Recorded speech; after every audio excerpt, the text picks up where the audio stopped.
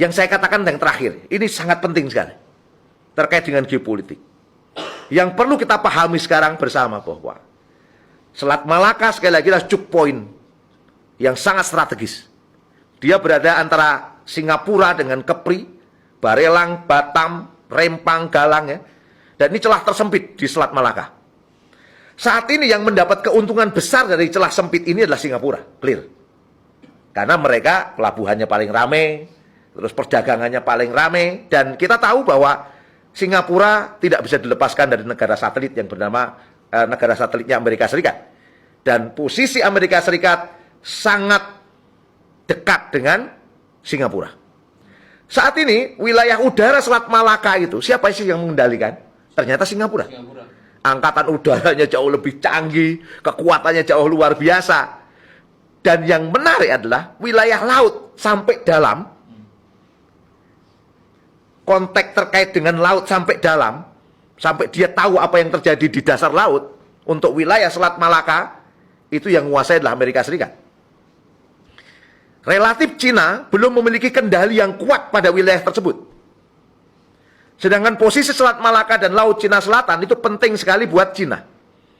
Dan kita perlu catat, per hari ini, investasi Cina di Indonesia itu udah nomor 2 terbesar di Indonesia. Nomor pertama Amerika udah lewat, sudah.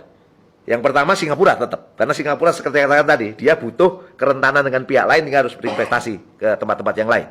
Nah, relatif Cina belum memiliki kendali yang kuat pada wilayah tersebut. Sedangkan posisi Selat Malaka dan Laut Cina Selatan itu penting sekali buat Cina. Kenapa? Ini sekaligus menjadi titik lemahnya Cina. Cina itu negara manufacturing. Dia negara pabrikasi yang membutuhkan energi, pasokan energi. Nah, pasokan energi itu diambil dari wilayah lain. Dari mana itu? Dari Timur Tengah, rata-rata. Dan lewatnya mana? Selat Malaka. Sehingga kalau kendali Selat Malaka itu bermasalah, dia pasti akan mengalami problem pasokan energi. Oke. Dan kita perlu mencatat hari ini Cina sangat kekeh sekali untuk bicara tentang Laut Cina Selatan. Karena ternyata Laut Cina Selatan ini kaya migas. Dan kalau wilayah itu dalam kendali Cina, 40% dari kebutuhan minyak dan gas mereka sudah terpenuhi dengan baik di tempat itu. Oleh karena itu mereka sangat penting sekali untuk menguasai Laut Cina Selatan. Dengan apa yang mereka sebut Nine Dash Line. 9 garis putus-putus yang dimana itu bertentangan dengan semua negara yang lain. Ini yang terjadi hari ini. Rempang dengan investasi Xinji Group akan mendekatkan Cina pada celah sempit yang penting ini.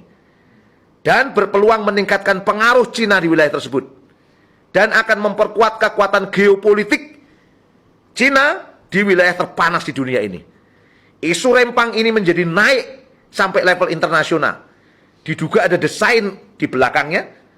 Ujungnya investasi Xinji Group akan dipindah ke Johor. Di mana kita tahu bahwa Johor ini Malaysia, wilayah yang paling dekat. Sementara Malaysia ini, catat teman-teman sekalian, sekarang Anwar Ibrahim. Anwar Ibrahim tentu punya kedekatan dengan Amerika Serikat. Ya. Dan tentu sambung dengan Singapura. Dengan kalau Xinji itu pindah ke Johor Baru, kendali ada di Amerika Serikat. Oleh karena itu, kasus Rempang ini harus diselesaikan tak sekedar konteks keadilan agraria. Tetapi harus sampai konteks penguasaan geopolitik. Sehingga masyarakat Rempang, termasuk Indonesia dan tentu dunia, tak dikendalikan oleh Amerika Serikat maupun tak dikendalikan oleh Cina.